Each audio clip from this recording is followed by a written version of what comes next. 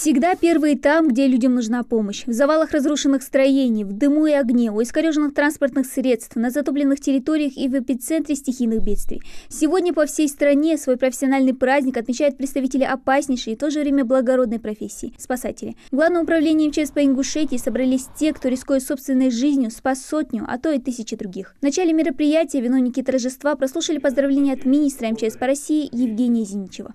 Дорогие спасатели, вы там, где труднее всего. И в самых сложных, нестандартных ситуациях доказали, что способны действовать бесстрашно, решительно, профессионально. Уверен, что будем и дальше наращивать наш потенциал и возможности. Мы должны быть готовы незамедлительно выполнить спасательную миссию в любом регионе, обеспечить безопасность наших граждан. 27 декабря 1990 года постановлением Совета министров об образовании Российского корпуса спасателей было создано Министерство Российской Федерации по делам гражданской обороны, чрезвычайным ситуациям и ликвидации последствий стихийных бедствий. Тогда его возглавил Сергей Шойгу. В этом году ведомству исполняется 28 лет, а Ингушское управление МЧС сегодня празднует юбилейную дату – 25 лет. 18-й год для Республики Ингушетия, для спасателей республики, это 25-летие со дня образования службы спасения республики. За этот период подразделения спасателей пожарных совершили десятки тысяч выездов на тушение пожаров, проведение работ по спасению людей, на происшествия, чрезвычайные ситуации. Десятки тысяч выездов сопряжены с оказанием помощи людям, спасению имущества, как личных граждан, так и государственных. От словесных поздравлений перешли к наградам. Почетными грамотами и медалями отметили не только действующих работников МЧС и ветеранов спасательной службы, но и вдов сотрудников ведомства, погибших при исполнении.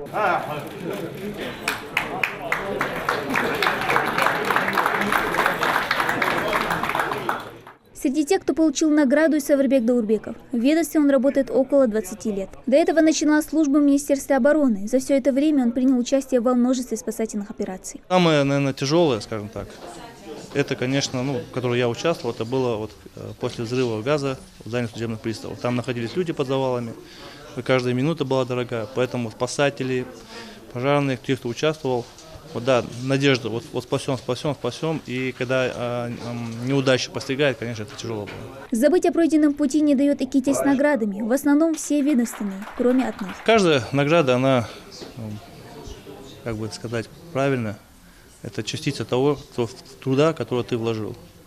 Она просто так никого не награждает, есть моменты, где, конечно, вспоминаешь с радостью, есть моменты тяжелые, состояние вспоминаешь, разные моменты. Когда спасаешь человека, ты одновременно оказываешь не только физическую помощь, но и психологическую, отмечает руководитель спасательного отряда Иса Евлоев. Работая уже 23 года в МЧС, за это время он многое повидал и спас немало людей. В ходе ликвидации чрезвычайной ситуации было очень много, за все время никто никак, наверное, это тысячи людей, жизни спасенных людей,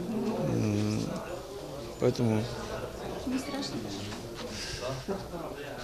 страшно смотреть, более страшнее смотреть на детей пострадавших, когда идут спас работы.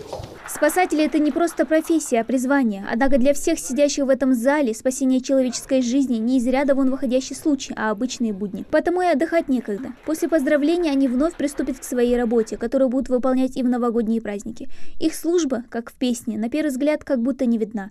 Но ежедневно эти герои, живущие среди нас, спасают чьи-то жизни, подчас рискуя своей. Дана Плеева, Джамалил Тамасханов, Новости 24.